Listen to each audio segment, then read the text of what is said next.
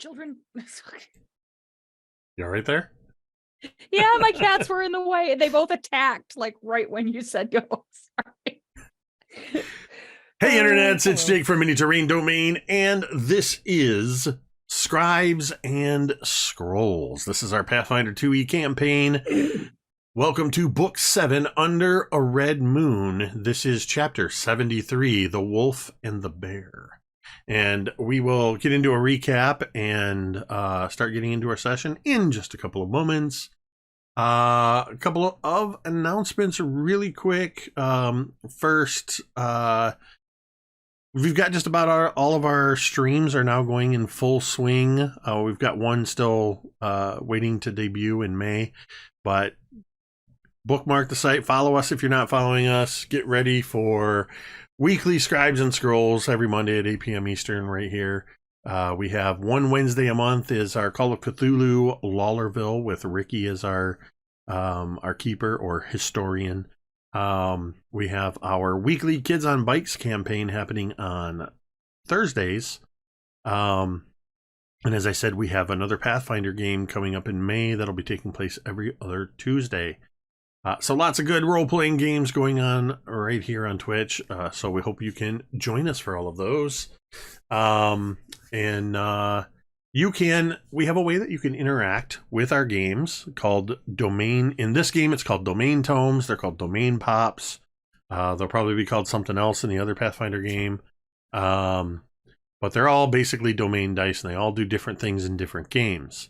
The way they're working for us in Pathfinder, first off, if you look over here up above M's head, you will see that there's at least one there right now, plus 25, so 26 total, but you can actually see one of the icons. The way those work is you, the audience, are the only ones that can give those to us. By a $5 tip, a 500-bit cheer, by doing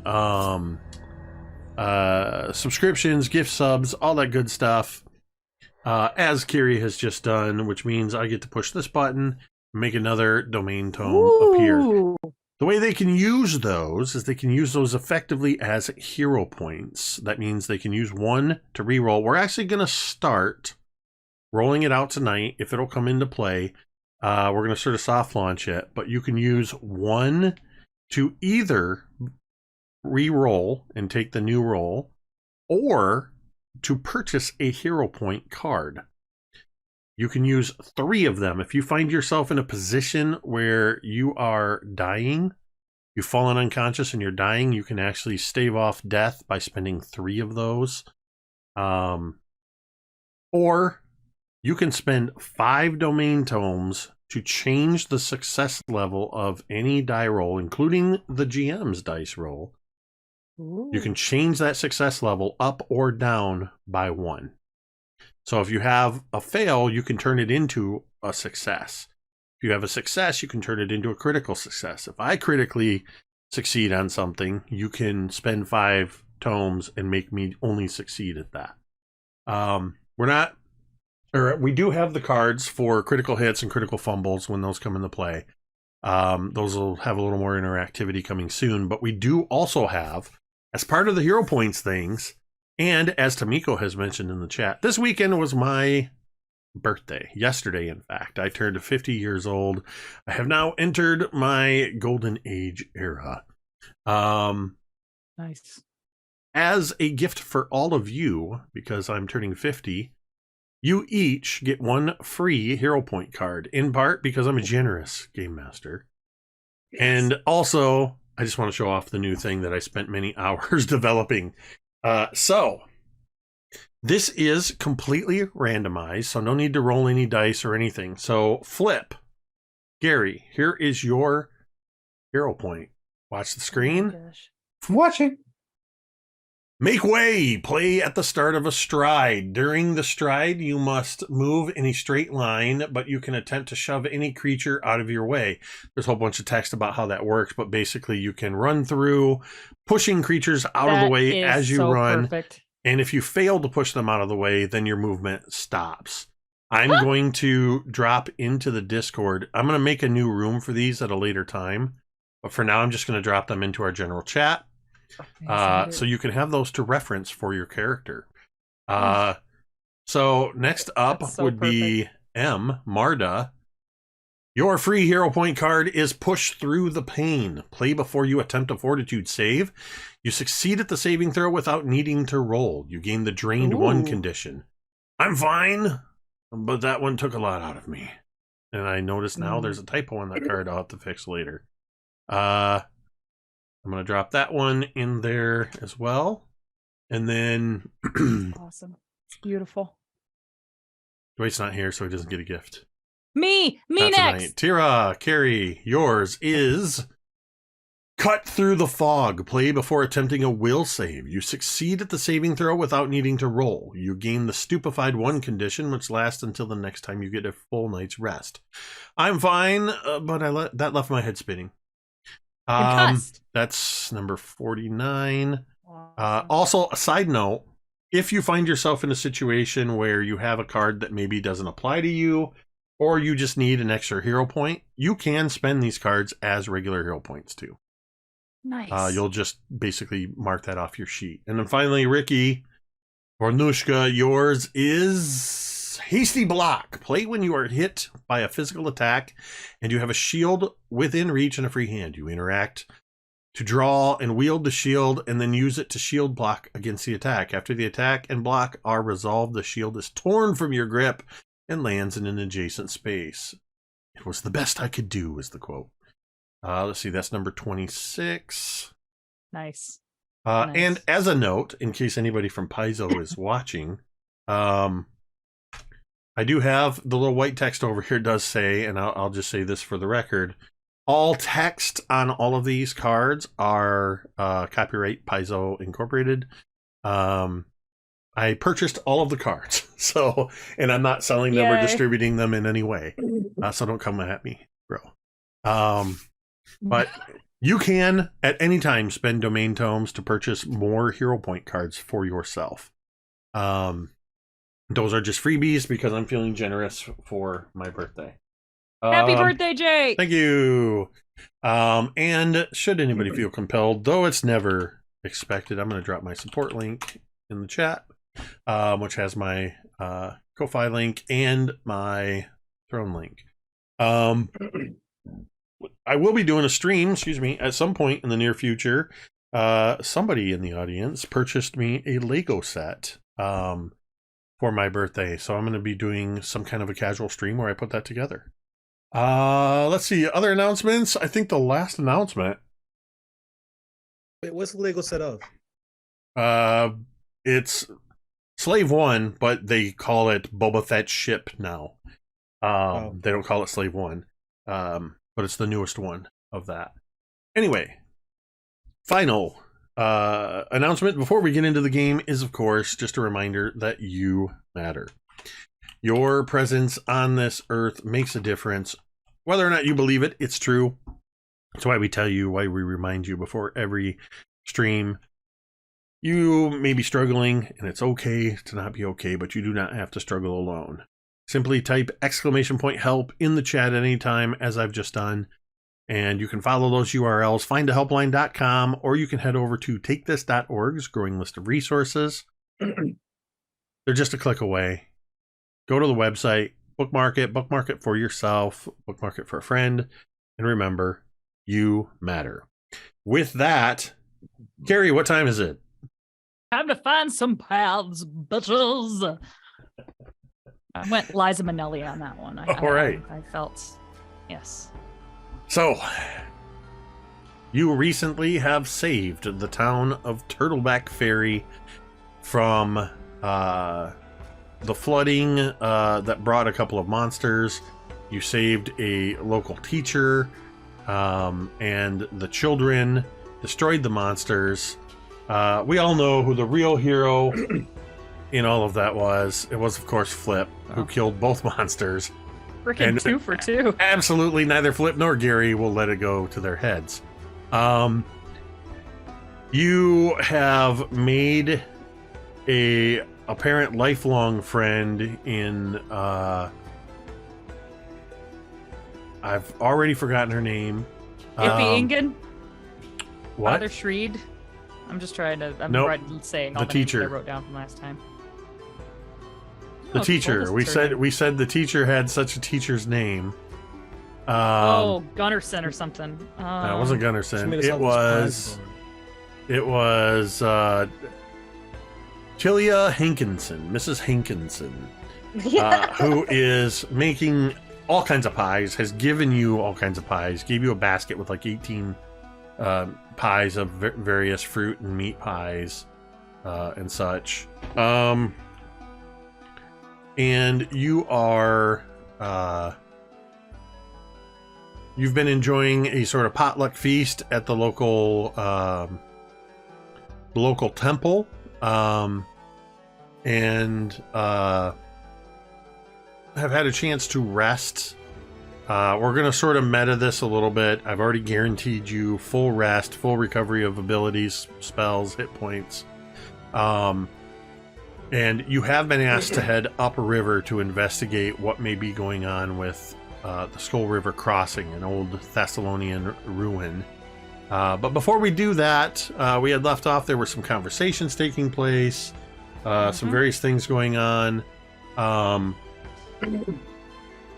And to give Ricky his fair due and Vornush'ka the fair due, I believe the last conversation that was about to take place was that Vornush'ka told Teera she was about to go hit on her brother. I just You're flipped muted, him. Ricky. I flipped her off from across the room. You're still muted, Ricky. Yeah. No, I think the last conversation that happened was I was actually talking to her brother, and he passed me over those blazing dragon wings or whatever. Oh yeah, that's right. That's right. You Because- guys did have that. The hot wings. Yeah, that's Because- right. We ended on the sharing of the hot wings.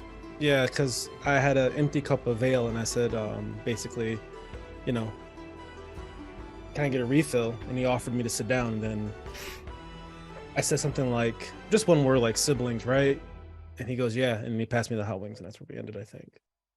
I may be wrong, though. I think you ended on a toast to siblings. To siblings. Warm moment. So, Fade to black. and I think with that, that would be a great point where, because I believe he also did sort of glance over at Teera when you said that, and he'll down his ale and push the remnants of the blazing dragon wings over towards you, Vornush'ka, as Kane walks across the room to where you are seated, Teera. Teera, are you seated and eating alone? Are you with anybody? I was talking to Marda, I think. I don't know if Marda is still sitting there or if Marda went about her business. What do you think? Yeah, I think Marda would have been there for a while. We were just chatting and talking. So So I think,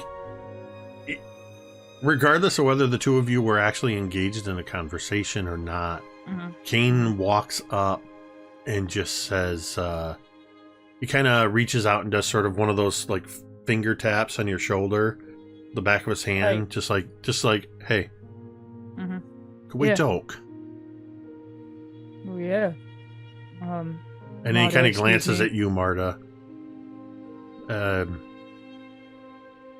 Just the two of us. yeah, Well, Marda. hey. I would rather roughly put Marda, like seat Marda again as she's trying to stand. I'd be like, well, we can she doesn't have to move. We can go elsewhere. And I would start to get up. Marda's thankful to not have to move, so she doesn't complain. So Kane just sort of waits for you to stand up and starts walking towards the outside. It's the floodwaters over the last few hours have receded a bit. The ground is still damp, and it's probably nighttime at this point. So there's a few lights lit about, and I would imagine the shot real quick is Teera like leaving frame and then hustling back into frame, pouring herself another drink and then taking that with her and then leaving frame again. And as you do that, Kane just watches for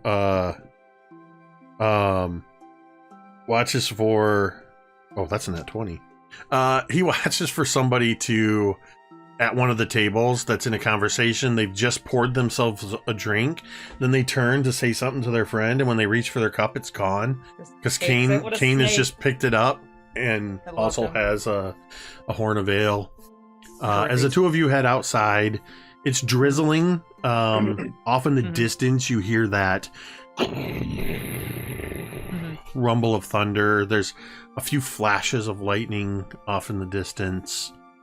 Most people have either gone to their homes, and those people whose homes were compromised are staying in the upstairs of the church. Still a lot of noise coming from the banquet, but it's all kind of muffled as you all step outside and kind of move off to one side of the church where the roof overhang covers. You just get a little bit of that mistiness, cool night air. Nice. He takes a drink, just kind of looking out and around. And Teera, too, is just kind of like, normally she would be a little bit more eager to talk, but with all the activity of the day, she's just kind of exhausted and is sort of content in this moment to just share silence for a little bit, if that's what he wants to do. After a moment, he says,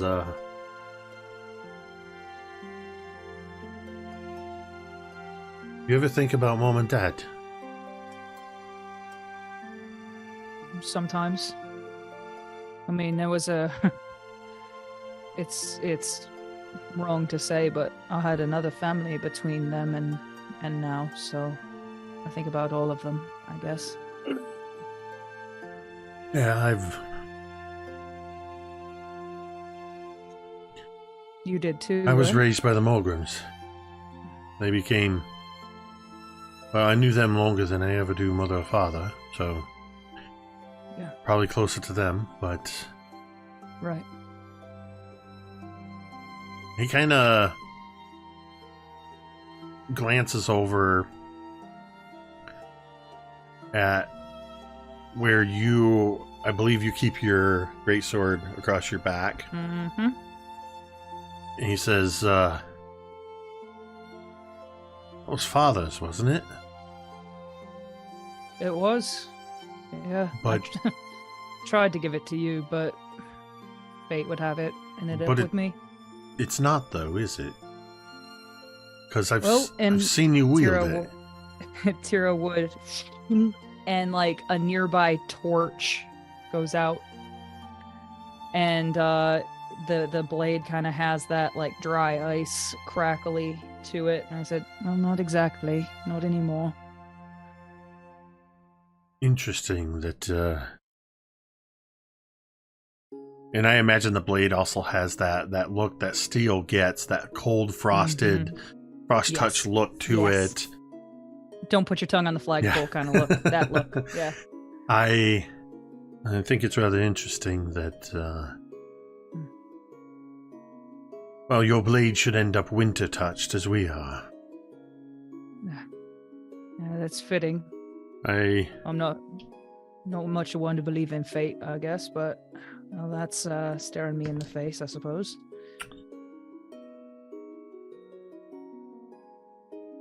She's out there, you know. Mother? Yeah, I know. You do. He seems genuinely surprised by this. Like, you could tell he felt like he was giving you information that was brand new to you. And when you say you know, he immediately is like, wait, what? Yeah, and Teera would at that point kind of sheath her sword and take another long drink and just kind of like shift uncomfortably, sort of. And I imagine Teera's just sort of standing against like a post that's holding up this overhang. And as you sheath your sword, that torch goes and relights. Yep. And I would just kind of like shrug, and I would say, I met her briefly. And you've seen Mother? Yeah, I have.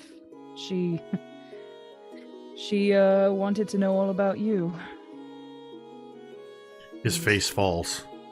She was asking about me. Specifically. Well, yeah, she cares about you. You're a son. Her only son. What did you tell her? Well, nothing. I mean, I didn't... It was a strange situation. I wasn't exactly in the position for chit-chat. It was...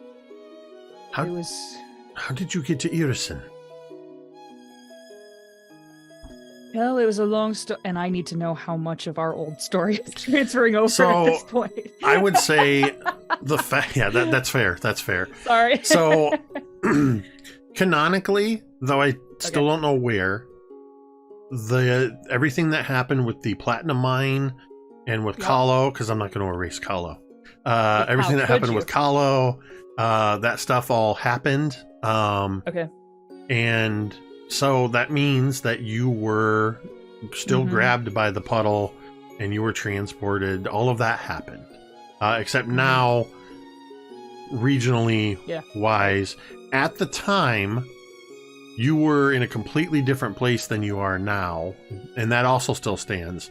That you had magically transported from your original location many thousands or 1,000 miles away.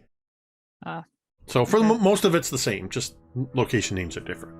Gotcha. Okay. The names have changed to protect the innocent. Got it. Okay. So Teera would just be like, yeah, well, I got separated from the others for a time, and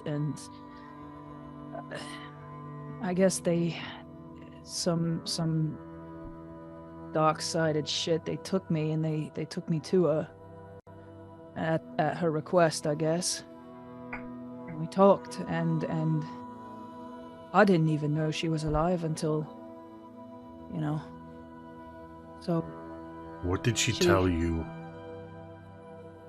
What did she reveal of herself? I mean, she told me, that she was a winter witch, and that she, all of her powers and all of that, and she talked about Dad a little bit. She talked about you and me. And she wanted, and at this point, Teera again kind of looks uncomfortable and said, well, she wanted to know if I wanted to be one. If I wanted to join the fold, as it were, become a winter witch. And I said no. I'm never one for any of that magic shite, and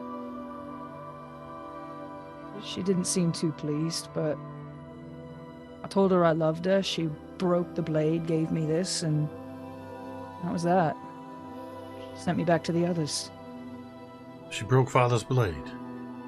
Yeah. Made Clapped that it for right you? in her hands like that. Yeah. I have no doubt of her ability to do that. I did not know she had revealed herself to you.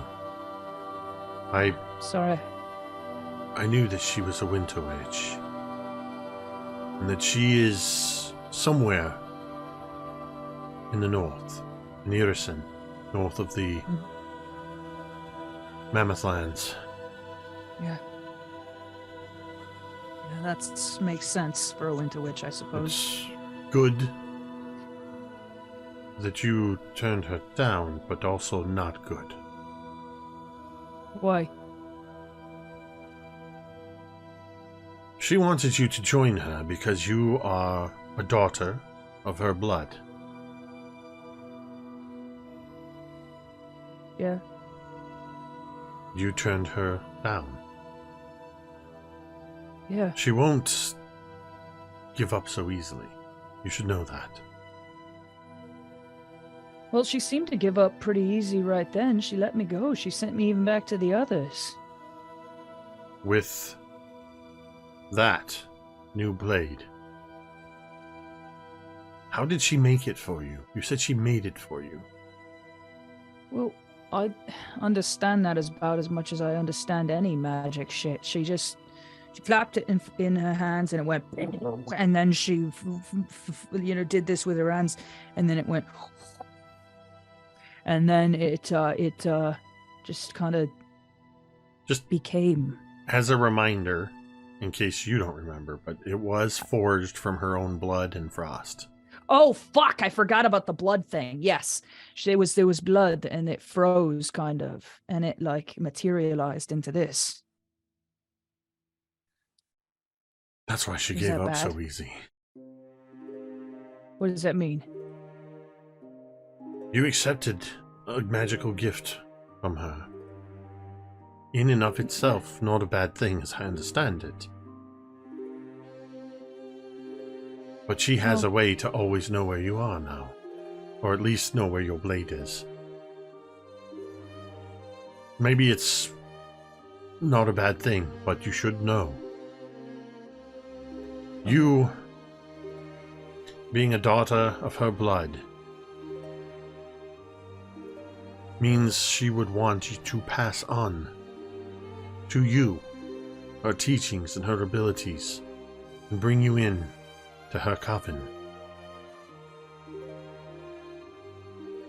The coven, there's so much you don't know and so much I've only learned in the years of service to Shadowheart. Shadowheart and Mother used to be two parts of a coven. There was a third, a druid, Briarheart, but as I understand it, she went mad from something that it was beyond me to understand, but her coven was broken. Now, as I also understand it, somewhere she is in pursuit, Mother is in pursuit of a druid to complete their coven, but she will want to pass on to somebody of her blood. That's why I need to know. If you told Mother where, any inkling of how she could find me. Teera really searches her thoughts at this point. I don't think she said anything, but I don't remember. I would say I don't think I did. The only thing I remember about her talking about you, she got really possessive. She didn't like that you were brought up by the Mulgrams, and she wanted you back. She wanted to know you, and kind of now I know why, I guess. I don't think you do know why. And as you go to take another drink of ale, he actually reaches a hand out and stops you. I am going to ask you again. Are you sure you did not tell Mother how or where she could find me?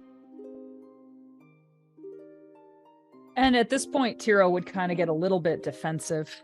Because, like, Kane has put a strain on her in the past, like, year. And she has done a lot to try to repair this. And for him to be coming in like he is in charge rubs Teera the wrong way.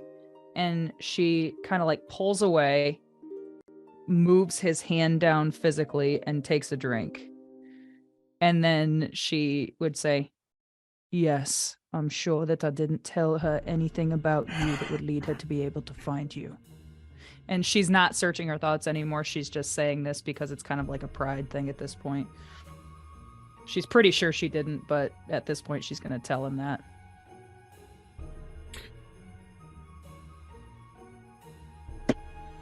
Any other questions, investigator?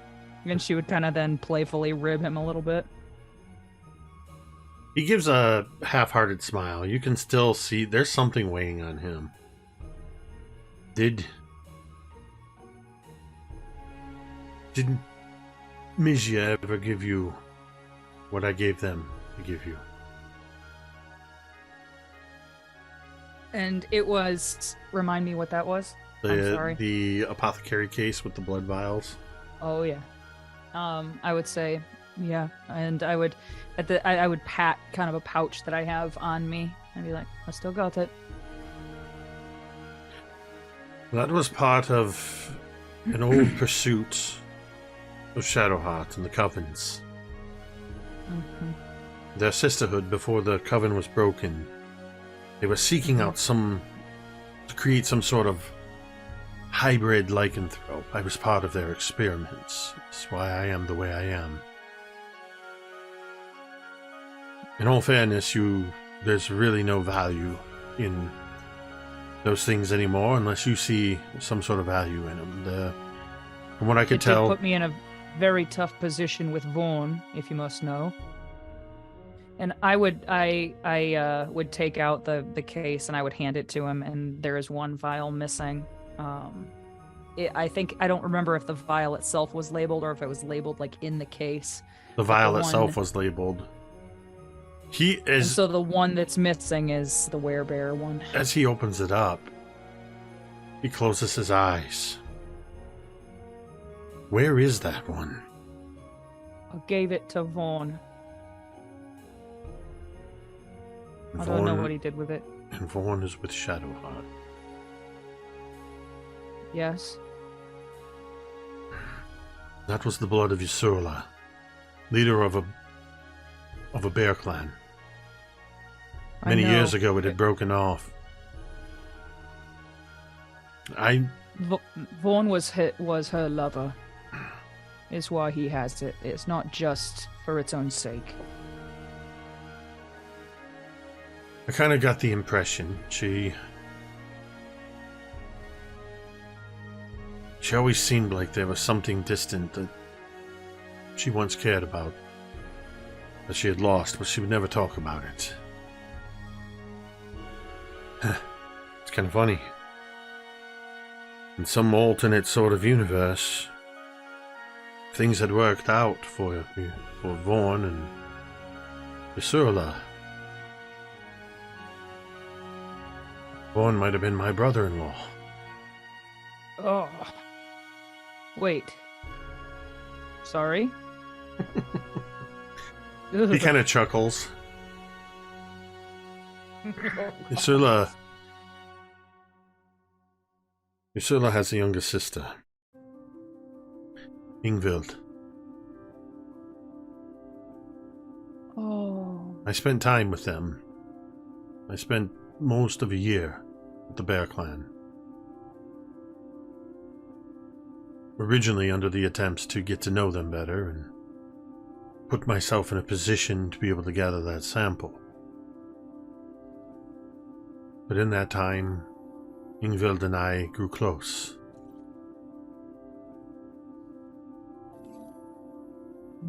He kind of shifts where he's leaning against the wall. And he pushes away and he looks around.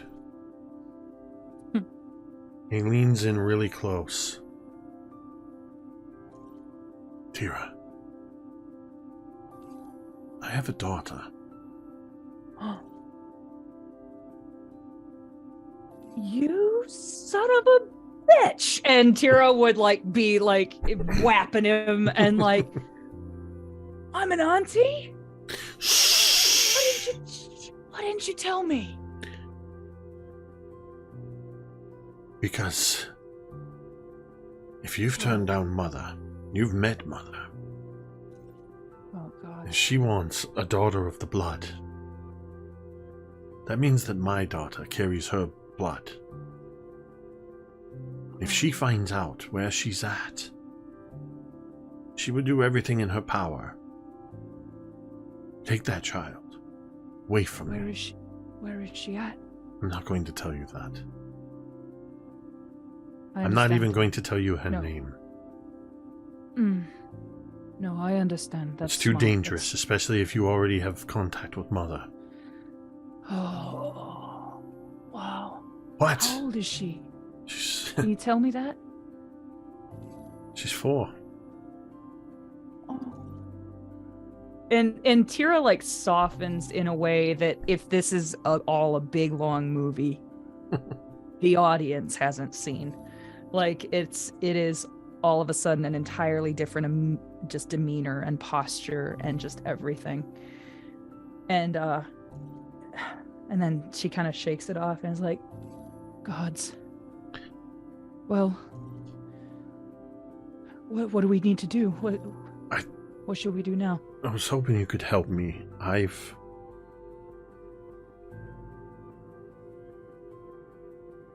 learned that there's a way that I can protect her. Yes. Good. And it is a powerful magic that will guarantee that she is safe from the influences of Mother for as long as she desires it. Good. Good. I What do we need to do? I'm heading east in search of a rare artifact that appears only once every 10 years.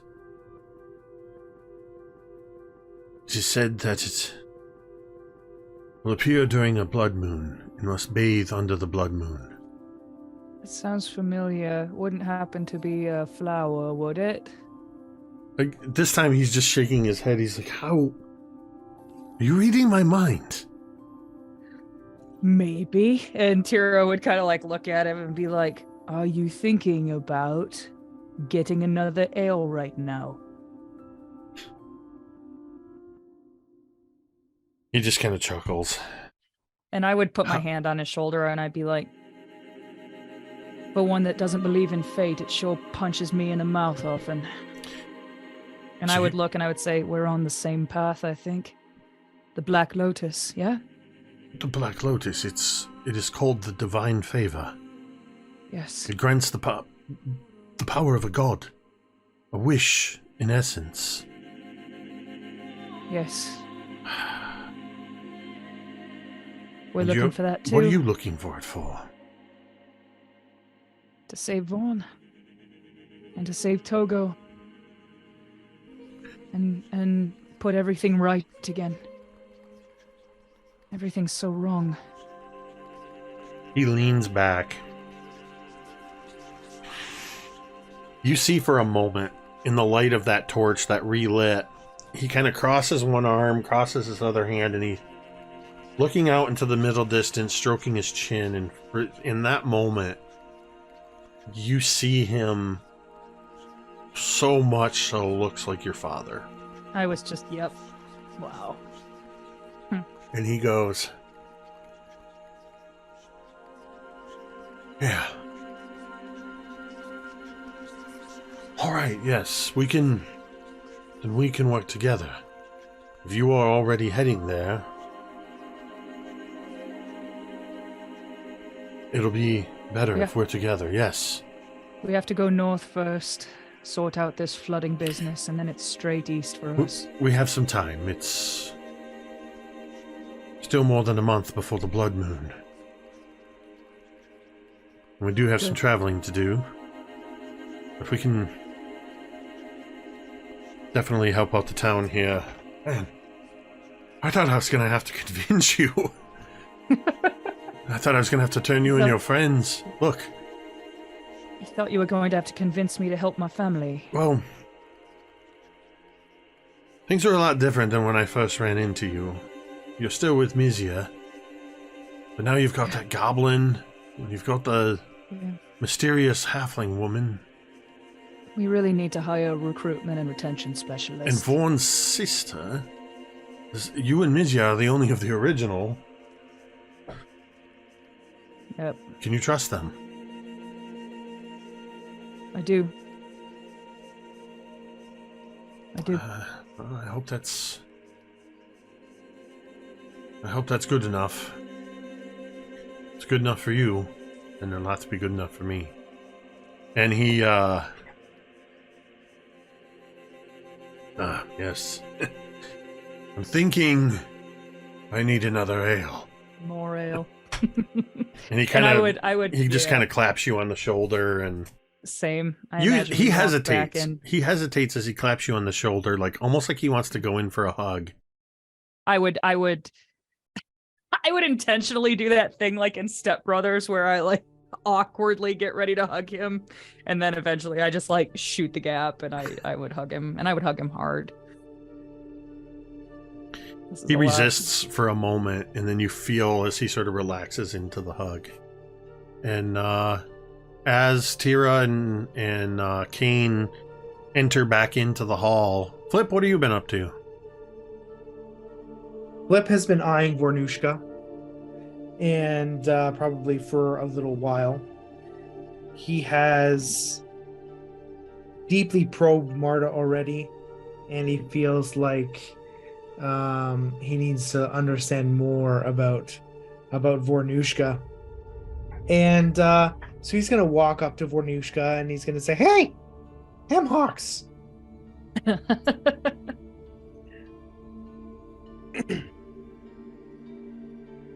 What's up, Flip? Well, I mean, there's a lot of answers to that question.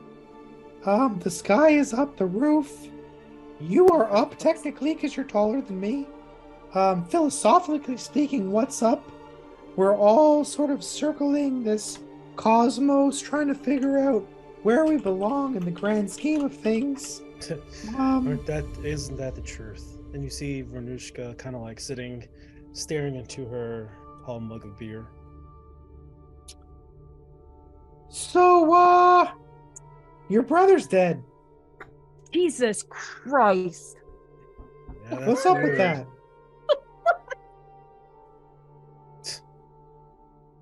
Well, running around with this lot. Well, at least Teera and Mizya.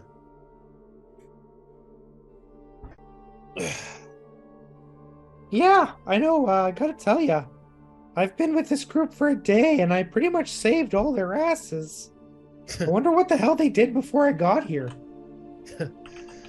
Probably were part of a library or something, reading books, following and doing quests and such. By the way, Can Teera read? I can assume at least basic words. By the way, you were magnificent out there today. You make a fine warrior. You know, in my tribe, we don't judge based on the merits of size, but on the merits of ability and skill. You showed tremendous skill out there today. Yeah, you ain't wrong. I'm pretty amazing. Yeah. You know, I can do a lot of things. I'm really, multi-talented in a lot of ways. Vornush'ka But, kind of smirks and looks at him and says, "You don't say." No, I mean, I did. I literally just said it. So what about you, Flip? Why do they call you Flip? Oh, that's one of those questions. You know, why do they call anybody anything? Usually, it's a name they picked or were given. Yeah, but names have meaning. I, for one, am named after my mother. Mhm, My mhm. brother is named after my mother. My mother's named after her mother, a Mhm, variation of sorts. Yeah. On and on. Who's ever held this? And she points to the axe that's kind of laying beside her at this point. That. Well, I was named after a gymnastic maneuver. And because it flip? rhymed with my brother's names, Skip and Chip. Can you flip? I mean, I could. And Flip is going to do a backflip in Oh the my middle of God. the bar. I imagine the people who are gathered are like, like give that like kind of 18. applause if it works out. It's a decent flip. Huh, that's not something they usually say. They usually say, it's a fucking great flip. But nobody's perfect. In the back of the room, some guy with a tankard goes, "That's a fucking great flip." That's awesome. But yeah, no, because, you know, rhymes. Right. My dad was lazy and all that stuff. Sure. So what is it about, Flip? What do you want to know about me? Well, I gotta tell ya, I'm always curious about where people come from. Yeah. But Well, not just where they come from, who they are. I understand you have a lot going on. And he's gonna tap his forehead up here. You're at war with the ideals of your tribe and yourself and what you feel is your duty. Did I get that right? Yes, especially when you have competing duties, competing obligations and feelings. Yeah, completing priorities are a bitch. Every time I apply for a job, I say, I'm a master of managing competing priorities. Gotta put that on the old resume there. Yeah, well, I'm not really good at multitasking and never have been, and quite frankly, I kind of alone these days. Yeah. It's funny, not even the bad things keep me company anymore. And she looks down at her axe. He's gonna sort of look at Vornush'ka, and he's gonna say, well, I mean, you have these tools who seem to be at the very least watching your back for the time being. You have a tribe, naturally, who you can go back to. But I feel, and he's gonna sort of like lean back and stretch, and he's gonna take a pencil out from the back of his ear that you didn't see. Oh my god. Like a magic trick. He's gonna start sort of like chewing on the end of it. But I feel like you're worried. You're worried about the things that you feel you need to do and what people expect of you.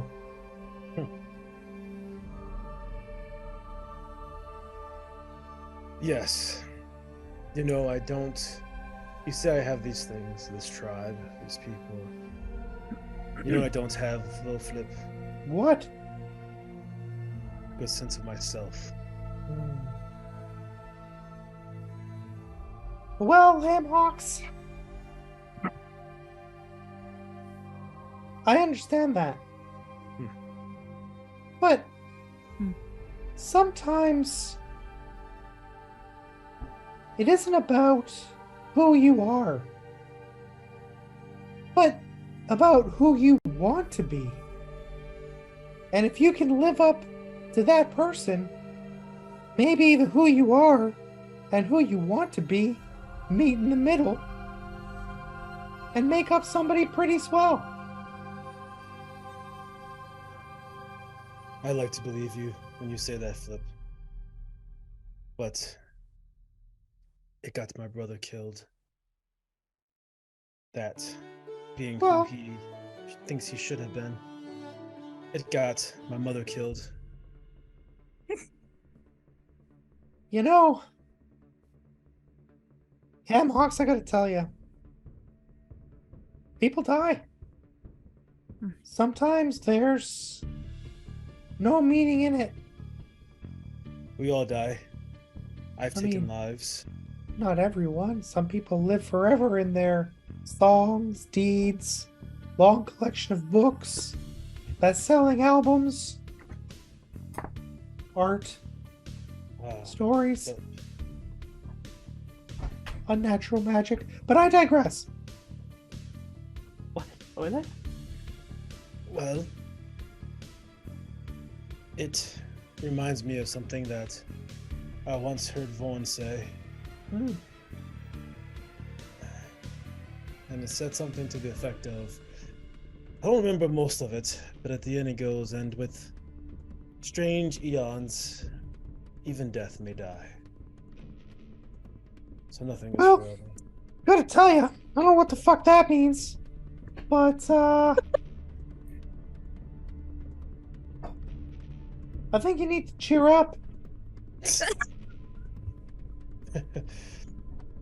Yeah, well, you know, you can't have flowers without the rain.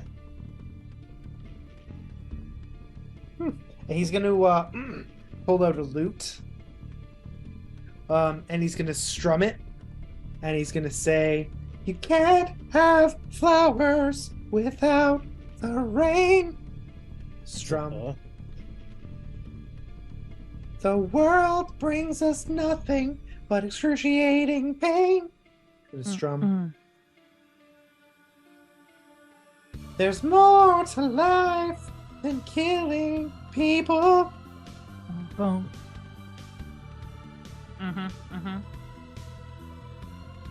Don't sit up in there with a bow in the steeple. Be your true self. Yes. Bum bum. You know, I just wrote that now. I'm pretty talented. Yeah, I think the bridge needs some more work, but that's bad for improvisation, I suppose. Look at that improvisation. That's a Vorn word. I thought Vorn wasn't too bright. No, Vorn was. He was the smartest of us. One of the most kindest of us. See, now I heard the second part. The first part is hard to believe, but he's gonna flag. He's gonna wave over at Marda. Hey, Marda! I'd like to think that Marda is in mid conversation with someone else entirely as she like looks over and nods to Flip and Vornush'ka, and like in a second would stand slowly and come over. Please, Marta, join us. Have a seat. All right. What are you talking about?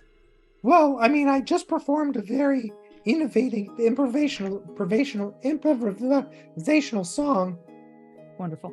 But that was Easy first. for you to say? Yeah, apparently not. But really, we're talking about the essence and nature of self. And I know that, given your deep past, that this is something that you've considered from time to time. Vornush'ka she's worried about who she is. And I wondered if you had any thoughts on the matter.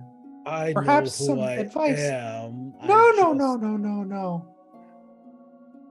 You said you didn't know you were losing your sense of self. Potato. I don't want to talk about my feelings or myself. Listen, I charge by the hour. You've already paid. Marda, thoughts? Marda looks to Vornush'ka. Well, tell me who you are then, if you know. Well, okay. Of course, chieftain of the Blood Oak tribe. Esteemed warrior. Feared, adorned, championed, but not truly loved. Then, the one that I thought, well, let's just say, my brother. My mother was the original chief of the tribe. My brother caused her death, thus passing on the duty to me because he was cursed and shamed out of the tribe. I banished him. I gave him the mark of shame. See, everyone thought that it was a just, or I should say,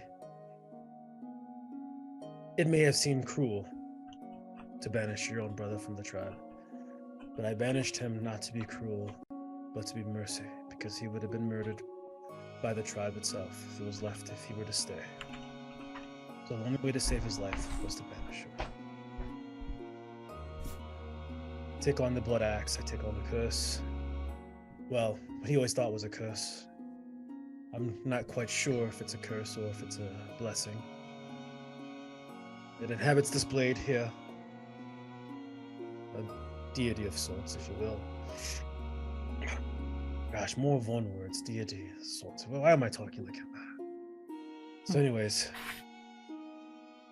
I was drawn to find him.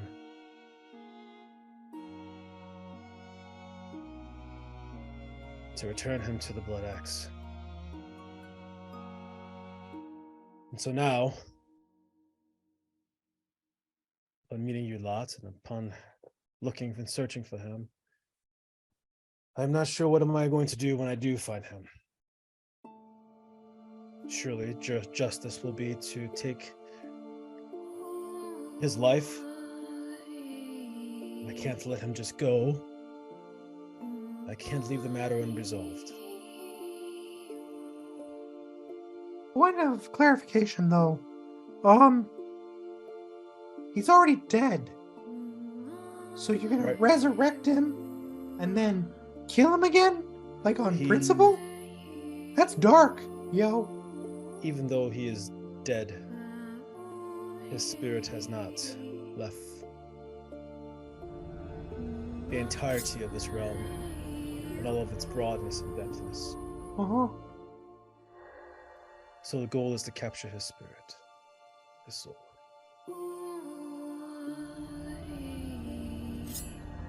But what do you think is right? You talk about what your duty is to the clan, what you think you should do, what you can or cannot.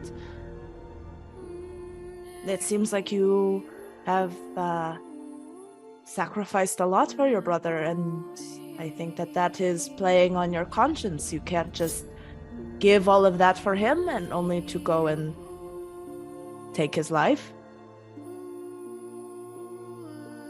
Yes, it is either he takes my life or I take his. Is that the only option? I often find that there is a secret third option that will sometimes often present itself at the turn of the hour. I mean, or not so secret option of just don't do that.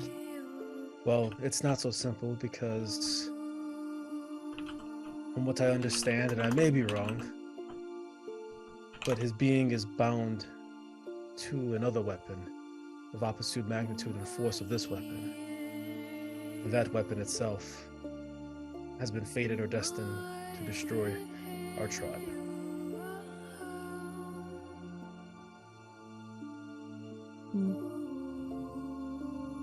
Do you believe in fate?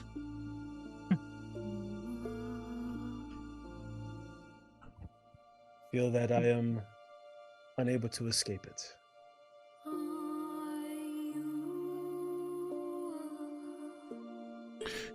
As you say that, Vornush'ka, sorry. They're the same person. They're becoming one. I would like both. Well, actually, Marda. I would like you to roll perception and add either your religion or your. Let me consult my GM screen here. Add in your religion or your occultism. And Both of us, or just I just want Marda. So this is my perception, which is a plus 12, right? And then I add on to that my religion, which is a plus 14, right? Okay. That's how, okay. So that is going to be a 46. Okay, so as you to say that about fate, Vornush'ka, Jesus. you hear in the back of your mind, in that same place where you always heard the blood axe talking to you, but it is not the blood axe. Mhm. You hear, I control your fate, in a whispered voice. And Marda, you sense in that moment, you don't hear it, but you get a palpable sense. I guess the best way to describe it is you feel the disturbance in the force. You feel a very powerful dark energy that is anathema to your religion. Oh, uh-oh. Oh. And that's where we're going to take a break because it's a good place to take a break. And I think Gary crashed. So thank you to Roll for Perception, who raided us with a whole bunch of people. Thank you for everybody from that raid sticking around. We're going to take a short break, and we'll be back with more of Scribes and Scrolls, our Pathfinder game, in just a moment. So we will see you. Hold on, my music's there. We go. We will see you in just a few moments.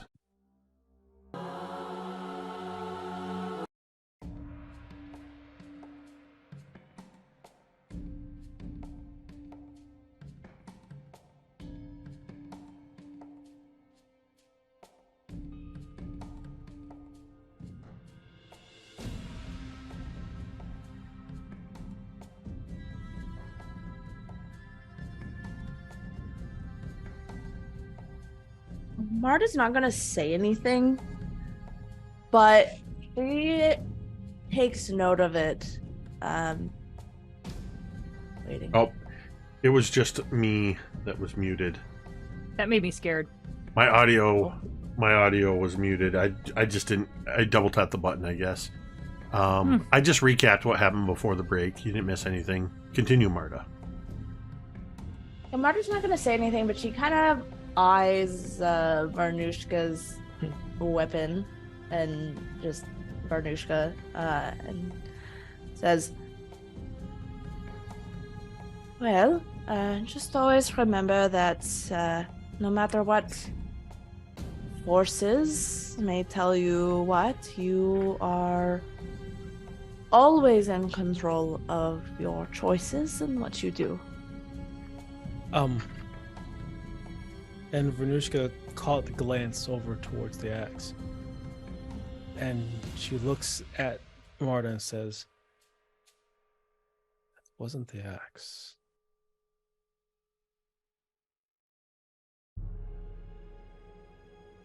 No, the axe has been silent for a while now.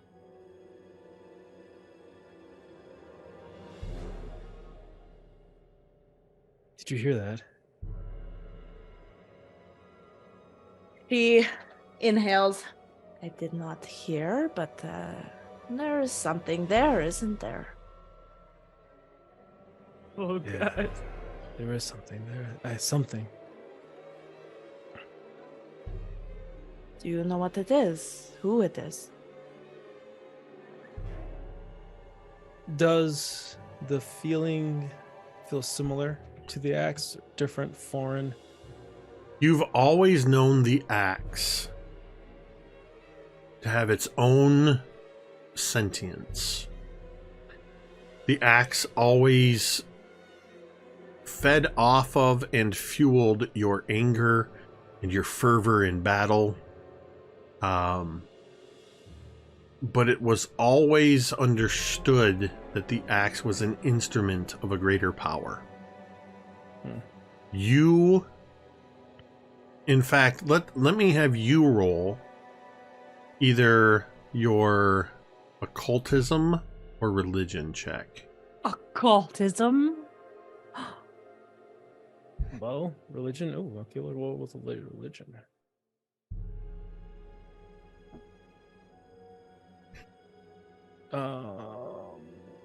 Let's see. While Ricky is remembering how dice work, please feel free to check us out on spring.com. At spring.com, Okay. we have all cool new designs like this one. Spring.com. Just search Mini Terrain Domain. Okay, so that's going to be 21, I believe. Because I get plus 11 for religion for some reason. I rolled a 10, so 21, Okay. I think. So 21. You don't know. You've always understood the axe, the blood axe, to be the mouthpiece of a greater power. You've never fully understood, and maybe you never really cared what that voice was behind that power. But you get the sense that though you do not know the identity and have never heard this voice before, that this is somehow tied to the power behind the blood axe. Ah, okay.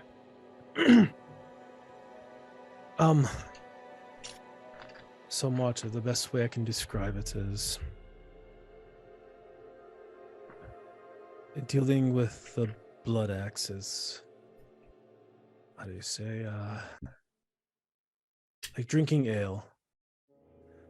This felt like a very strong liquor. Does that make any sense? Marta nods as she takes a drink of ale, and she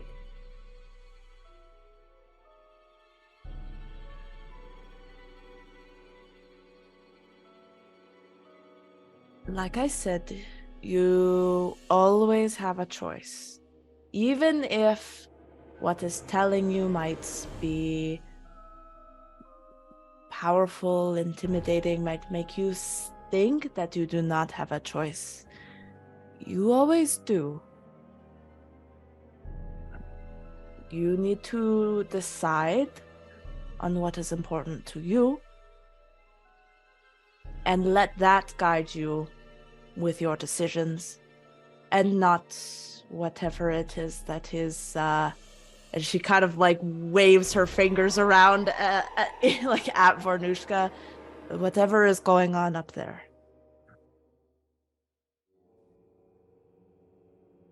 You make it sound so easy. No, it is not. It is the most difficult thing you can do in your life. It's like telling me jump in the lake, but don't get wet.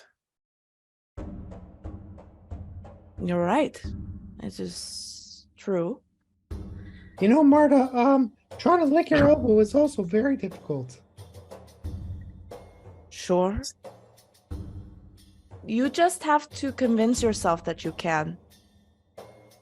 Lick your elbow or have a choice? Well, maybe both. But you have to keep telling yourself that you have a choice, that you have another option. And what is the saying? Fake it until you make it. It becomes easier for you to, and eventually, sometimes, it works. I guess we shall see. Doesn't look like my flirting worked out. And gestures over towards Kane. Like they left, right? If you look around, you would see that Teera and Kane came back in and refilled their ales. Teera, would you have eventually seen these guys and rejoined? Yeah. Or I would imagine right at that moment, right as it's there, Teera would like plop down and be like, "So, what are we talking about?" Tonight's theme is fate and making decisions for yourself. My brother, you know what to do when we see him again? I know what I'm gonna do when I see him again. Hey, and it's late in the night, and Tira's very drunk at this Kane point. just looks over at you and goes, "Gross." Fuck off. It's none of your business. Teera, Yeah, still love my brother, huh? very much. Huh. You act like you don't believe me. It's not a trick. Nah. Kane's right, it is gross. She takes a swig of her beer. And yeah, Teera would just keep drinking. Far be it from me to stop you all if you want to keep talking, but unless you have anything further discussions, we can sort of zoom out. Actually, Or do you? Marda wants... I do, sorry. Marda that's wants fine. to talk to Kane. Okay, absolutely. The camera zooms back in real quick. And then the heroes gently just starts- drift into, oh wait. Oh wait, Kane could have a moment. Record Zoom. screech. Incredible. At some point, maybe not like right away. Right. Like I think We all drift to bed except There's definitely a point where the crowd starts to thin out. The people that are going to be staying upstairs go upstairs. You all have rooms reserved upstairs, but it's getting later in the night. It's kind of quieting down. Food's left. You know how when there's a big potluck and somebody just sort of takes all the stuff, cleans up what needs to be cleaned, and they consolidate it down to just the few dishes that are left. One folding table, yes. Yeah, it's all been condensed down, and there's a few like finger foods and things that'll keep overnight have been left out, and so yeah, a little time has passed, and you can absolutely find Kane. Okay. Marda, Kane, I imagine, is probably pretty tall. Yeah, he's like probably... he's I believe, I don't have it on his new character sheet, but I believe he was 6 foot something. 6'6", because he was just a smidge taller than Teera. Okay, yeah, so he's quite tall. He's a big boy. Yeah, so probably Marda comes up to his knee, mid-thigh maybe. Kane would feel like a little tap, tap, tap on his shin from Marda as she like taps her walking stick against his leg. And I think he's accustomed to being around small folk enough that he doesn't make any sudden movements, and just sort of like, I imagine he's drinking his ale and just kind of goes, "Oh, yes, what can I do for you?" She like gestures for him to have a seat as she like stands like leaning on her walking stick. He sits down on one of the benches and then kind of still feels like he's towering over you, and so he sort of shifts so that he's sitting on the floor next to the bench and just sets his mug down on the bench, which will probably put you almost at eye line then at that point. So polite. Yeah. Marda seems content with that as she looks at him. What is on your neck? He, for a moment, he kind of self-consciously reaches up and pulls part of his tunic up to cover it. I have seen that already. You don't need to worry about covering it. It's a bit of a habit, actually. It is a scar, new, and A scar from what? experimentation.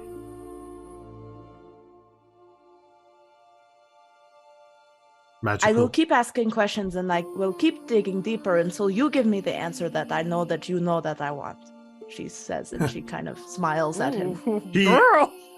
He just kind of Security. he leans back just a little bit, almost looking like he wants to bark back at you, and just thinks better of it. He gets that sort of the way you might react if there's a little dog that's barking at you and you realize there's more to it than that.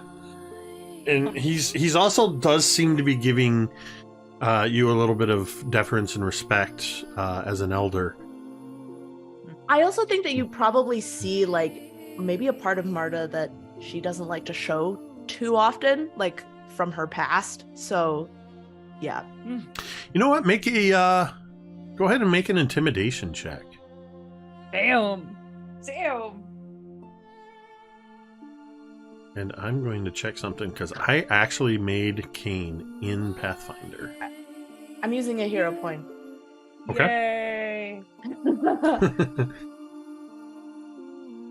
We have them. We got them for good reasons. All right, so let's see. That would Oh, be nice. Okay. 22. Woohoo. you see as Kane. I'm thinking, would that be? You said 22. Yep. Kane looks at you, and you see in him the look of somebody who has stared in the face of things much bigger and stronger than him and has survived. You sense that you didn't quite fully intimidate him, but he's still giving you... And I think the thing that shows you that he's giving deference is he glances over to wherever Teera is, and then you just see his posture sort of sink a little bit. You didn't beat his DC, but it was close, and he's willing to listen to you anyway. But he's definitely kind of giving you a little bit of a look, like he's just seen. You've sort of shown an ace up your sleeve as he goes, all right, fair enough. If we're going to be traveling together and working together, I should not fear to tell you what you need to know. And he reaches up and he sort of undoes part of the tunic. I imagine at this point you guys have been relaxed for a while, so he's had his armor off. Wearing hide armor and having been inside a monster and in the lake, it's off to be cleaned kind of thing. But he sort of undoes this part of his tunic and pulls down and then pulls out, and you can see where there's this scar that goes from up by his clavicle, crosses his body, and goes all the way down to his hip bone. And it crosses over his heart on the way down.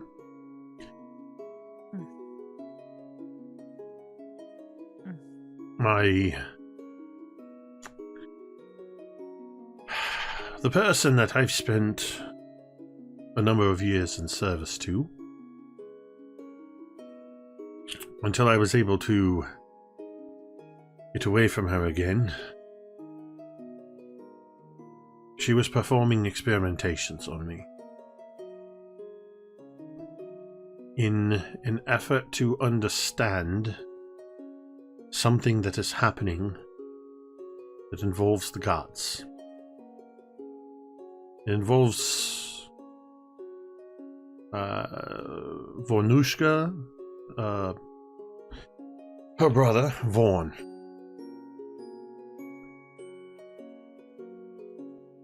Ravonna's Shadowheart.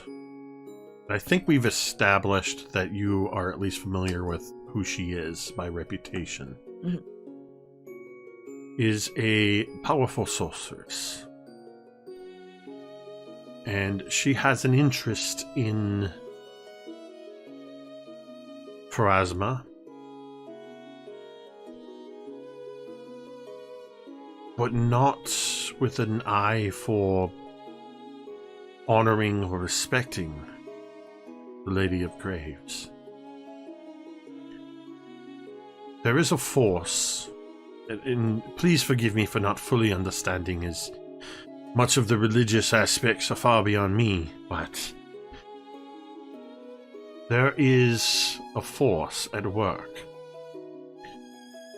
that is somehow diverting souls away from Pharasma before they can ever reach the Boneyard. Pharasma is unable to pass judgment on them.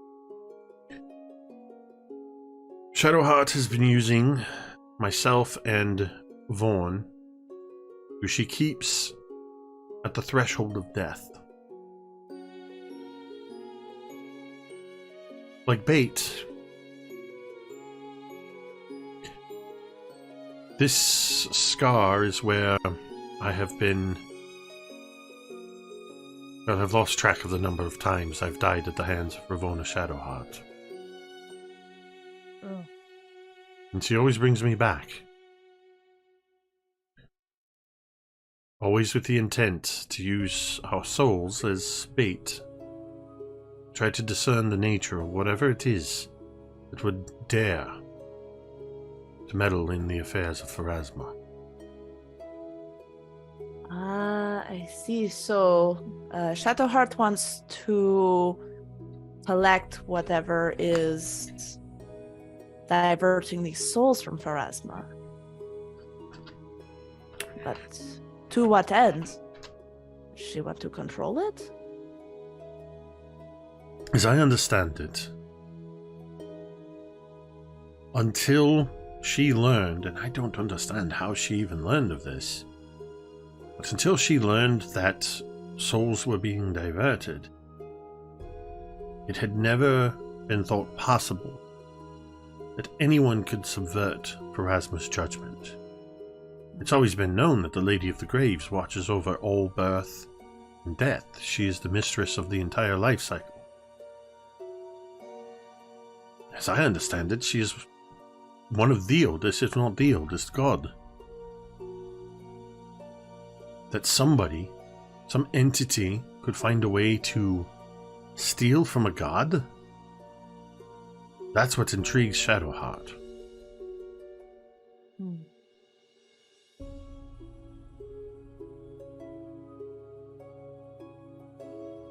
All I know is every time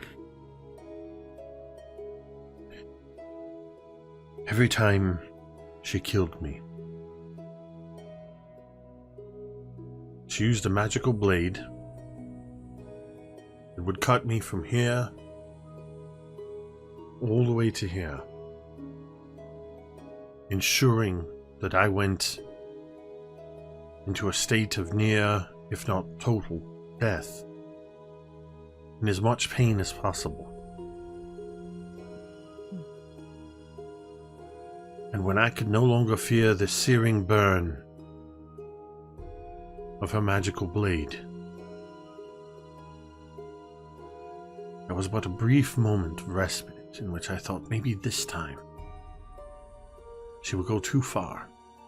Maybe this time I will cross into the boneyard.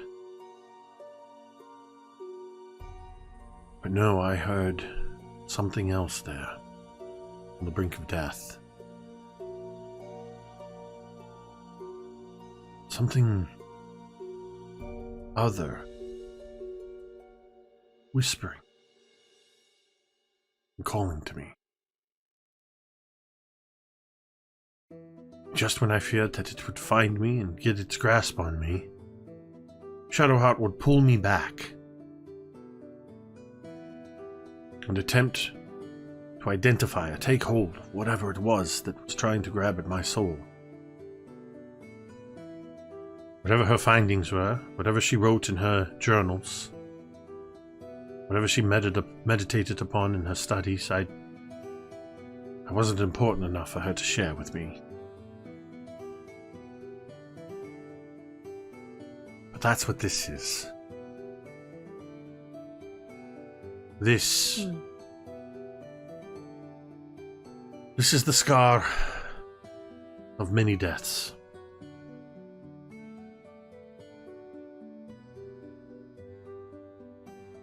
And then he kind of reaches. He reaches down to start to do up his tunic and kind of looks at you like, "Is that enough? Have you seen enough?"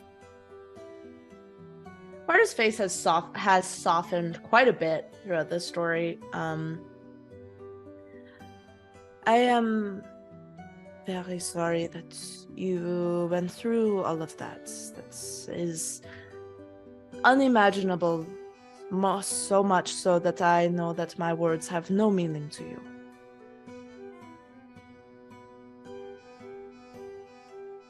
But for what it is worth, I am sorry that you went through that.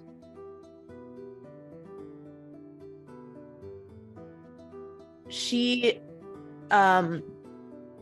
pulls back like her sleeve and her hood that she has put up so that you can now see the full effects of this curse that has been bestowed upon her now. I want you to see something, and the others, they do not know this, so do not say anything. As she says so, she takes a thin blade and she cuts the palm of her hand, and it begins to bleed, and she shows Cain this, and she then takes a small amount of she then like waves her hand over it, and you can see like the familiar look of healing magic. And she removes her hand, and the cut is still there. Ooh.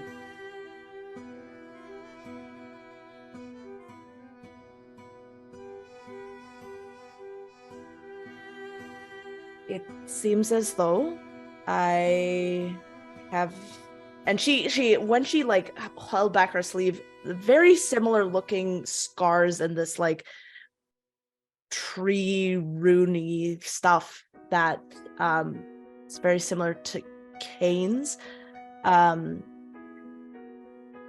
It appears as though perhaps Pharasma has chosen me for something, called out to me. I am not sure. It is not the first time that a deity, a god, or a goddess has tried to claim their stake on being a big part of my powers, but and this is Pharasma is I believe is doing this to me, but this is new, I must say, and she still says that the cut is still there. She says, I can heal others, but I cannot heal myself.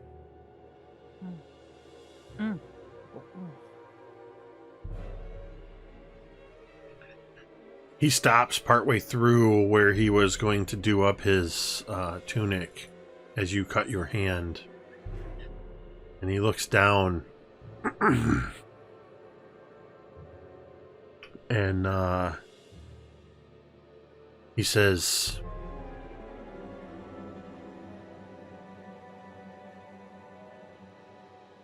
your secret is safe with me.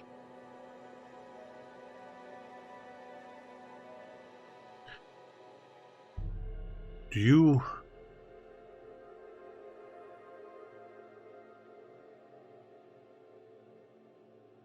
you care for them? Teera, Mizya, the others.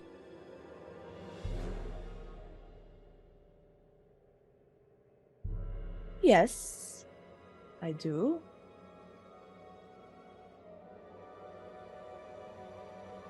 How far are you willing to go?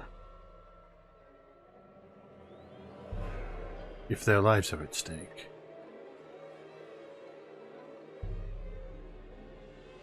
She pauses and looks at Kane.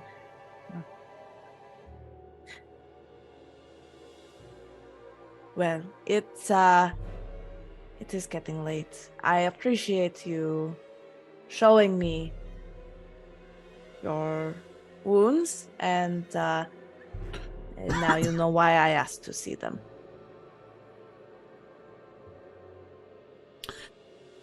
She like stands like she like moves herself from leaning on her staff, and you can see her like gripping her hand really hard to staunch the bleeding, but you can still see drops of blood like kind of creasing through her hands.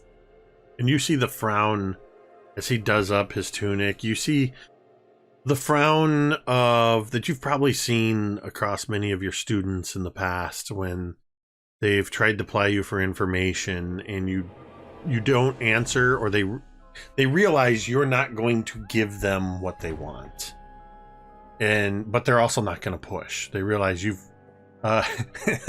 you're basically like Queel the Ugnaught in Mandalorian. I have spoken, and they recognize that. They're like, Kane looks at you with that little bit of a frown and just doesn't press any further.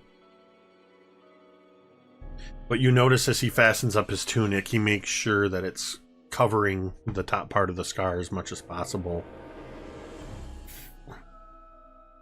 And he stands. Good night, Kane.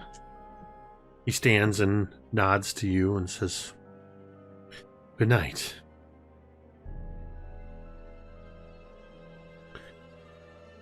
And the camera begins to slowly pan away on the near deserted hall. It hesitates for a moment and then begins to fade out. And that is the night. You should all have already taken your full healing, returning all your abilities and everything. You will get a full 8 hours rest. Nice. And we'll cut to the next morning as Tilia Hankinson, I believe is her name. Hankinson. Mrs. Hankinson. Brings by fresh hot pies in the morning. Oh. Are they like quiches? Are they quiche? Oh yeah, it's their breakfast pies. Oh. So yeah, you've got some quiches and somewhere when you wake up, Mizya is talking to some individual that was bringing in fresh casks of ale and breakfast beer and things like that, and just says, no, it's orange juice and champagne in a tall fluted glass, not a mug. You mean you don't have any champagne? And they're just quietly discussing, trying to teach them or explain to them what mimosas are. Amazing. Incredible. And of course, at some point you hear Yes. as Father, what's his name? Shreed? Shreed. The mayor tells you, as a reminder, if you continue up the river to the north, you should be able to get there by nightfall to Skull's Crossing. You'll know it when you see it. It's an old Thessalonian ruin.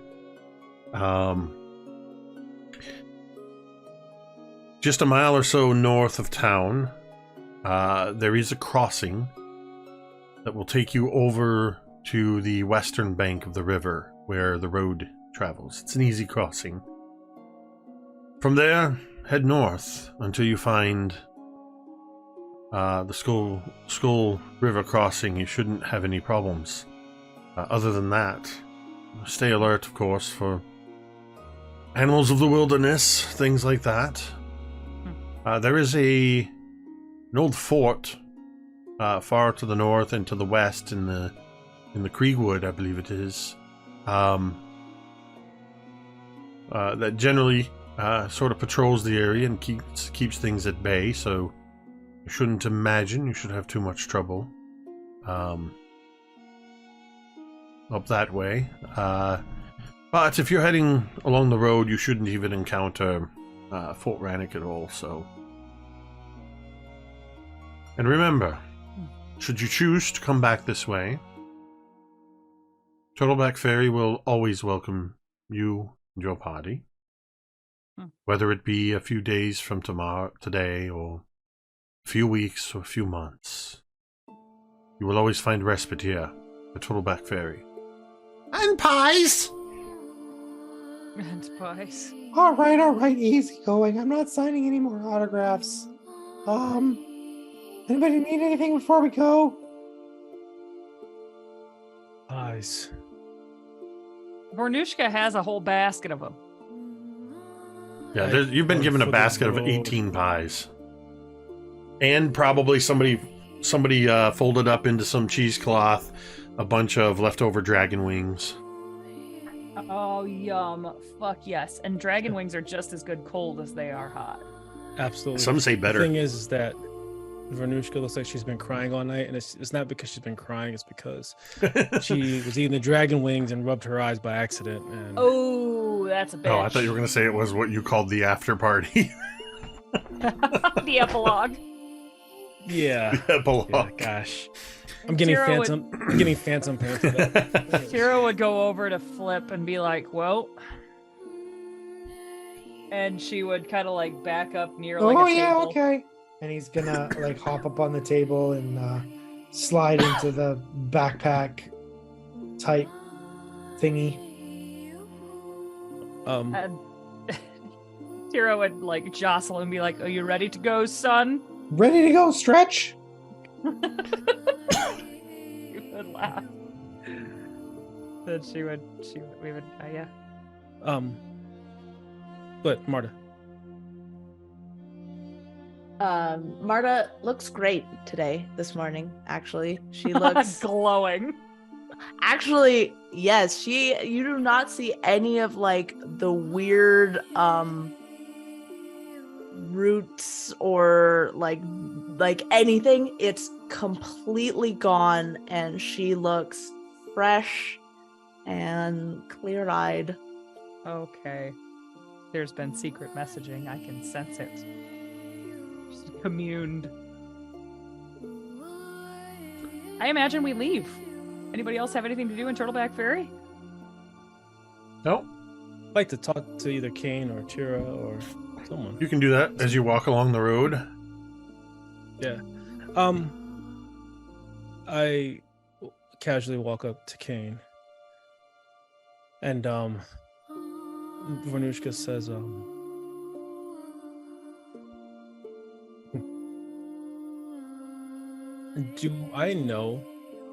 does Vornush'ka know that we are in opposite sides of service? That our paths are in conflict with one another? I don't think so. Okay. I'm trying to think of what. Well, no, wait. So, just as a reminder, this is one of those things where we need to clarify something from the previous stuff. You are with this party at the behest of Shadowheart. Oh, yeah. Okay. You know Okay. that... So Shadowheart has made it clear to all of you that there is something stealing souls from Pharasma. And had asked you all to investigate it. And as an emphasis, and to give you a stake in it, that was why she killed Vorn. His soul is at stake. The additional information that Marda got from talking to Kane was more in depth as to how far Ravonna Shadowheart is going, but also the fact that I think the new piece of information is that she is keeping Vorn alive, or just at the precipice of death. Okay. So you know about the souls, and you know that you are here to sort of motivate them to keep moving forward. That was what her intent was.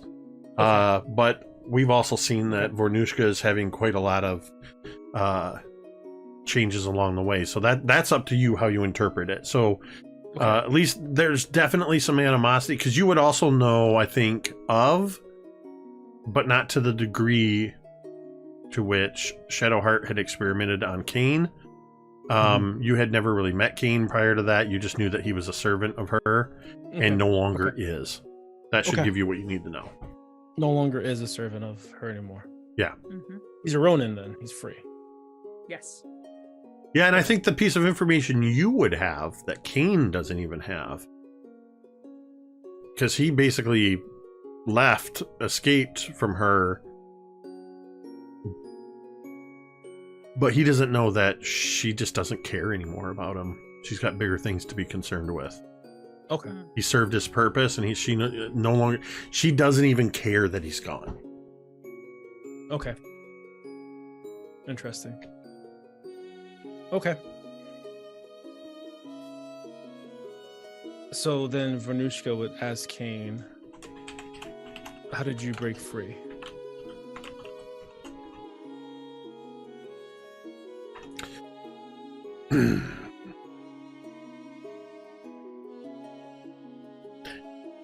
I have a history of looking for those opportune moments when somebody's guard is down.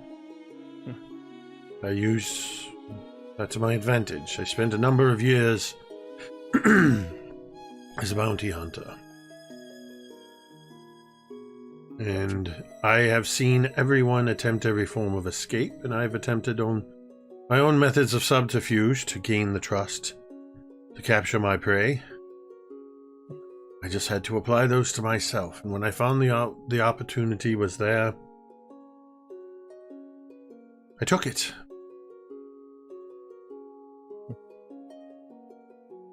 I don't intend to find myself in that position again.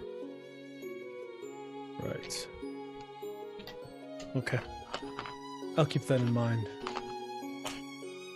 Vornush'ka's gonna go ahead and kind of,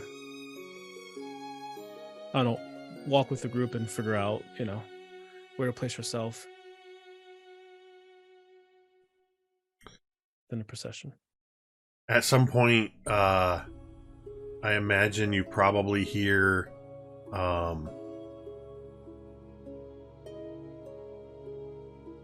something to the effect of, "Why is it so hot?" But instead of hot, it's wet. As the trail is quite muddy as the floodwaters receded. Everything is, plus the rains. The rain has, actually, I take that back. Gary, why don't you roll me a d20? Oh, Okay. Jeez Louises. 1. The rains have let up completely. It has that day after a storm where it's definitely blue skies and things are starting to warm up a bit. And yeah, it is hot. It's muggy, actually, in the aftermath of the storm, and everything's wet, and the mud's that sort of peanut butter texture because it's starting to dry out. So yeah, Mizya's not happy.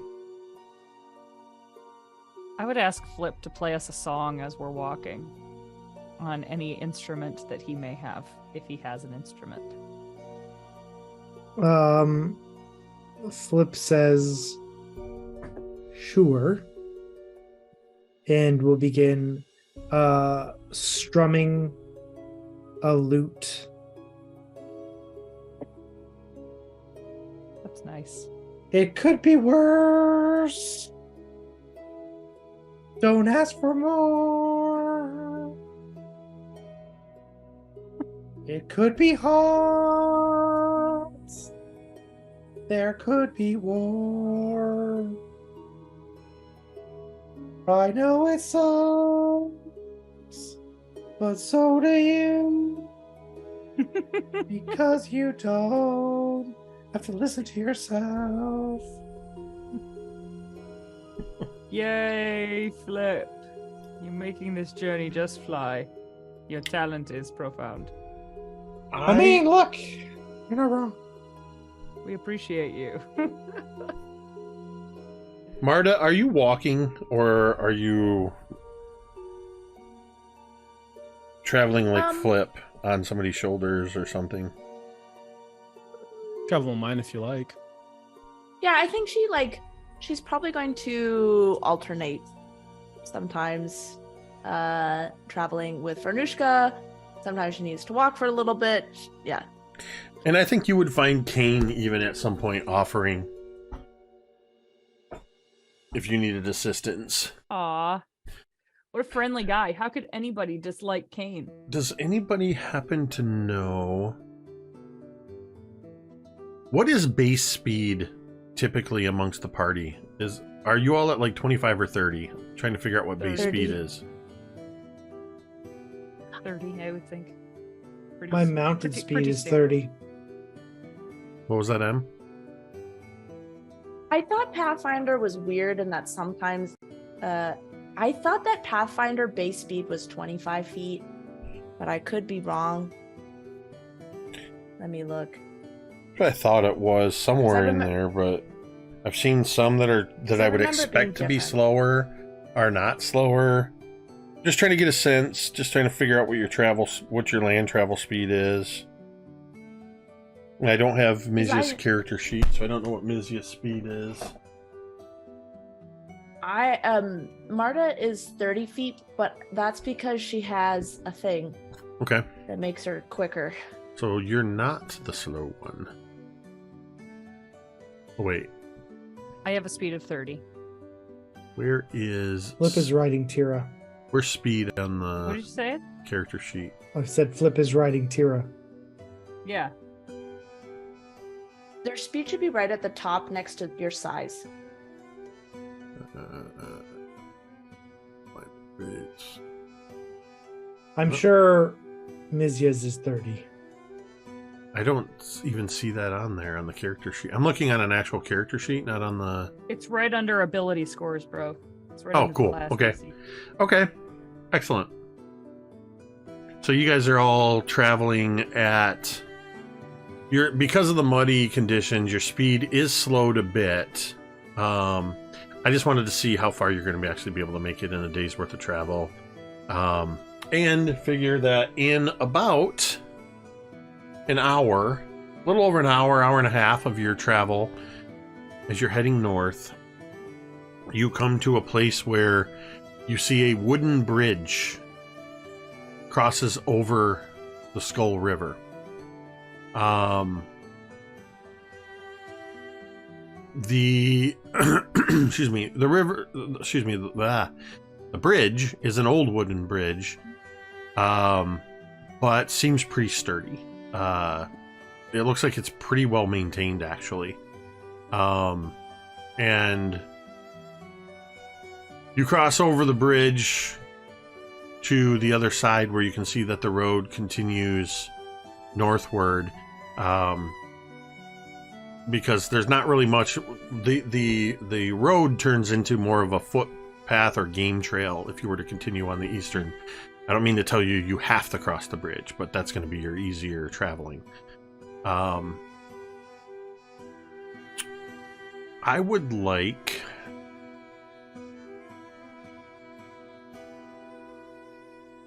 everybody to make perception checks, please. Nice. Wow, terrible. 15. 13. 28.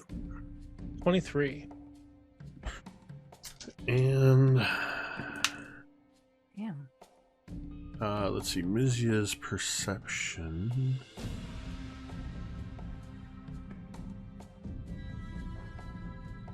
Come on. Come on. What's going on, bro? There you go. It wasn't activating. So what'd you get, Flip? 28. As did... oh no. Mizya got a 32. Ooh, damn. Mizya, Vornush'ka, and Flip. As you cross over the river and you begin heading north, you begin to hear a noise coming from the trail up around the bend. It sounds like something animal is making sounds of pain. You hear this sort of deep and I realized I sound like Ludo from the Labyrinth. That's you not do, what I meant. exactly. It's making you sound Ludo, friend. Can I tell what kind of animal is making the noise? I think with you and Mizya having such high perception checks, you hear what sounds like a bear in pain. Oh my god. And then you begin to hear...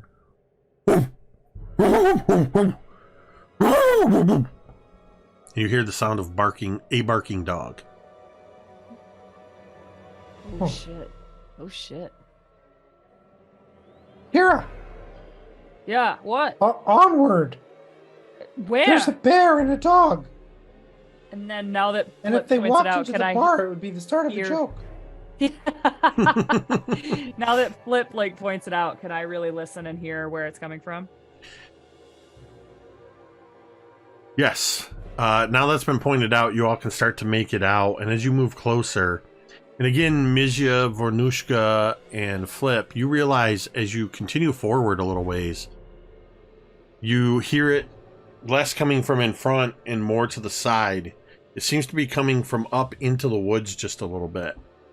As the barking increases, you hear the more frantic sounds of pain coming from what sounds like a bear. Flip, watch out for your face. And I would like draw my sword as I'm kind of hustling through the woods here. Oh, I do don't we wanna care accept- about this? Yes, Why? it's an animal in peril. I mean, the circle of life, It's important that we show it runs respect through to. us all. The Yes. circle. You should make that into a song. I'm sure people would find it moving Yeah.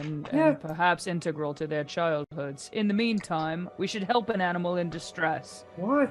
It's important to respect Or- nature around us. But if you respect nature, you respect that some animals are predators, some are prey, and they just... Well, if you don't want to help, then get the fuck out of my backpack, because I'm going. As you are arguing amongst yourselves, you begin to hear, in addition to the barking dog, you hear from further away, a little deeper in the forest, the sound of more dogs barking. And you hear a deep voice. You can't quite make out what it's saying. Gonna eat whatever I find. Gonna eat it up now. Gonna cook it up. Gonna eat it up. Chow, chow, chow. As it gets louder and louder, coming in your direction.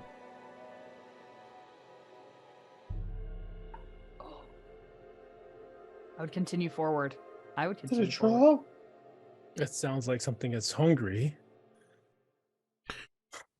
I mean, trolls live near bridges. Teera is beginning to move Something is through trapped. the woods with Flip on her back. What are the rest of you doing? Teera, are you sure? Yeah, I want to see. But do you want to fight and die and possibly steal someone else's dinner? I will do two of those things. Not the middle one. And I keep going forward. Fight and steal someone's dinner. Okay, I'm down. I love it. Marda's Bart? going along because I think she is with Vornush'ka for this. She's I'm curious. Yep. all right. I will chomp down heartily on that plot hook. Thank you. As you all begin to move through the woods, there's this moment where we see Mizya just standing on the road. Yes, yes. And then turns to follow you all into the woods. I would like you all Agreement. to make stealth checks. Yeah, that's what it'll be. Stealth checks. Oh. While you do that, I Yes. have to find a thing. Be this one. Oh, this one. Oh, there we go. That would be.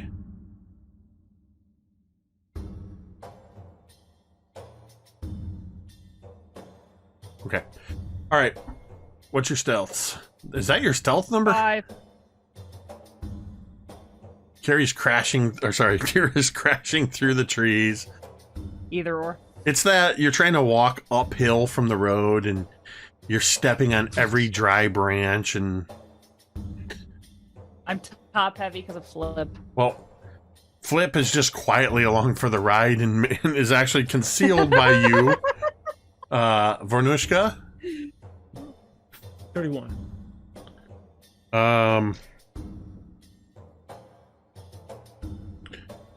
Vornush'ka, you are moving with the practiced stealth of a warrior. Marda?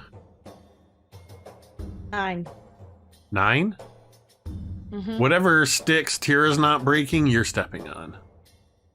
Marda is Aren't- like you're on my back, breaking though, the right? sticks above. Like Amazing. And I would like somebody roll me a d20. We'll have one of you roll for Mizya. I'll do it. 17. Mizya gets a 28. Damn. As you're crashing your way through Marda and Teera, Vornush'ka, you're moving through away from them, crouched, moving along, and when you look over to your side, you see also crouched and moving silently is Mizya, who just looks at you and goes, shh. As you all, not so now I need to see as you're making all that noise. As you get up to the top of this hill, you see where it sort of levels out and goes into just a little bit of a depression. And you can now hear the dogs barking furiously. Nearby, there is a very large, feral-looking hound. It looks feral just because it almost looks mangy, but you can see that it has a thick leather studded collar around its neck. And when I say large hound, this hound is big enough that Flip or Marda could ride it like a mount. Damn. And it is viciously barking at a large black bear that has one of its front legs is caught in a massive rusty looking bear trap that has been staked to the ground. And that's where you hear the and it's trying to pull, and you can see where it's bleeding as it's been pulled, and the dog's barking, and you hear behind it more ferocious barking, and you can start to see the shapes of 4 more of these large dogs, these hounds coming bounding through the forest. And the bear, as it growls, it kind of moves to the side and kind of does that thing where bears suddenly pull back and kind of skitters. You can see the ground is all churned up around where this stake is, and leaves and dirt have been kicked up, and it spins around and it hears you, Teera and Marda, and the bear kind of looks over at you and just gives you this look as can only be described as a look of relief and almost recognition, not quite recognition of who you might be. Anybody who wants to make a nature check, please, as you see this sight. I got a nat 1. This is totally 15. out of character for me. 15. 18 for Marda. I got a hold on. I got a nat 20. What in the world is going on? A nat 20? What a wasted roll. Well, No, maybe it's not. important. Because 20 plus 1, so it's a 20 and then plus 1. So with that critical success, Vornush'ka, you recognize what nobody else here seems to be recognizing. What did you get, Flip? I didn't. 15. Did you say? Oh, okay, you said 15. What nobody else here is able to discern, you quickly discern. This isn't a wild bear. This bear is an animal companion. This is somebody's companion, probably a more likely than not belonging to or partnered with a ranger or something like that. Oh, Papa. And the rest of you see, as you see this, and the bear, you sense that look of recognition is because this bear is seeing other humanoids, where it's seeing these dogs, or I say humanoids, roughly human shaped people, because behind the 4 other dogs that come bounding forward, you see the hulking form of an ogre. Gonna eat it up, whatever's in the trap. Gonna crunch its bones and have a snack. Yum, yum, yum. My family's not gonna get none. And that's where we're gonna end tonight's session. What a dick! I hate him already. It's perfect. He is the antithesis of Little One, nay, Yeah. Vaughn Reed. Who knows where that My character God. is in this world? He's safe somewhere, living his happiest life. Sure hope so. Fuck. Oh, oh God. Oh God. Wow. Well, I had told you guys at the start that I thought this would be a roleplay heavy session, and turns out it is, or was. Lots of good lore drops and Good information. We're gonna go ahead and get out of here in a moment. We're gonna send a raid over to our good friend Tilda Lou, who's playing some Stardew Valley. If we can get over there before she tries to raid us. Thank you to everybody who tuned in. Thank you to anybody who followed or supported the channel. Of course, huge thank you to Roll for Perception, who raided earlier. Be sure to tune in. When's our next game? Thursday for Kids on Bikes, the Welcome to Paradise. And yeah, thank you. If you're somebody that lurks quietly in the chat, we appreciate you all the same. And of course, as always, a huge thank you to these incredible players. Thank you, Gary, Cari, M, Ricky, and though he's not with us, he was with us in spirit, Dwight, without whom this would just be me talking to myself for a couple hours. With that, we're going to go ahead and end this stream the same way we end every stream, and you can say it with me if you want. Yes.